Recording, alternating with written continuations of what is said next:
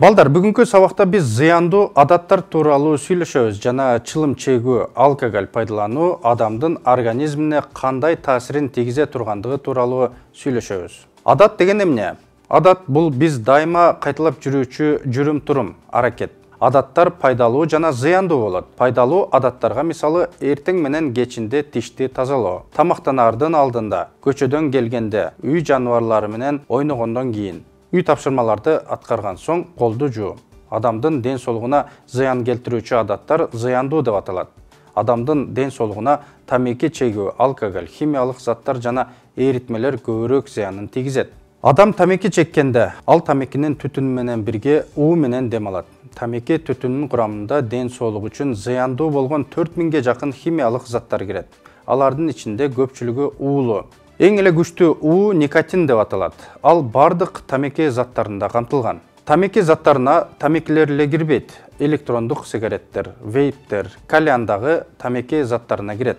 Демек, алар дагы ден соолугу үчүн зыяндуу. Тамеки чегип жатканда тамеки түтүнү кандын айлануусу менен тез эле баш мээге, жүрөккө, башка органдарга жетет. Никотин кан тамырларды тарытат. Андан улам жүрөк тезирээк иштеши керек болот. Ал эми тамеки түтүнүндө камтылган ис газы кычкылтектин органдарга жана ткандарга келүүсүн азайтат.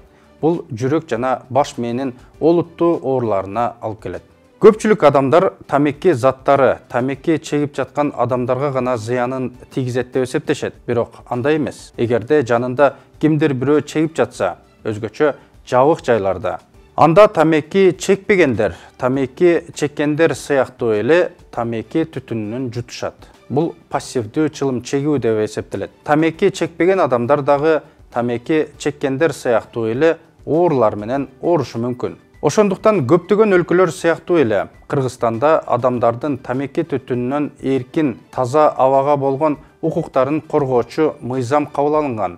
Чылым чегүүгө бардык коомдук жайларда, кафе, дүкөн, транспорт, аялдамаларда, жумуштарда, балдар аянтчыларында жана башка жерлерде тыюу салынат. Алкоголь пайдалануу дагы зыяндуу адаттарга кирет. Алкоголь бул баш мээге, жүрөк, боордун иштешине терс таасирин тийгизүүчү суюктук түрүндөгү уулуу зат. Чоң адам жана өспүрүм ичкен алкоголдун бирдей эле өлчөмү өспүрүмгө 10 эсе күчтүү таасирин тийгизет жана өмүр үчүн коркунучтуу болгон каттуу ууланууга алып келиши мүмкүн. Көпчүлүк учма эритмелер жана тиричилик техникаларынын каражаттары, мисалы бензин, лак, боек, желим, бууларды пайда кылат жана күчтүү уу болуп эсептелет. Бул буулар менен дем алуу психикалык бузулууларга алып келиши айрым учурларда адам ашыкча дозадан улам каза табышы мүмкүн. Тамеки чегүү, алкоголь пайдалануу жана учма эритмелер менен дем алуу адамдын көптөгөн органдарынын бузулушуна жана олуттуу оорулардын келип чыгышына алып келет. Мындан тышкары зыяндуу адаттар көз карандылыкты пайда кылат. Башкача айтканда, адам аларга көнүп кетет жана алардан кутулуу оор болот. Ошондуктан сергек жашоо мүнөзүн алып жүрүү ийгиликке, жашоодогу максатка жетүүгө жана бактылуу болууга жардам бере турган пайдалуу адаттарды иштеп чыгуу керек.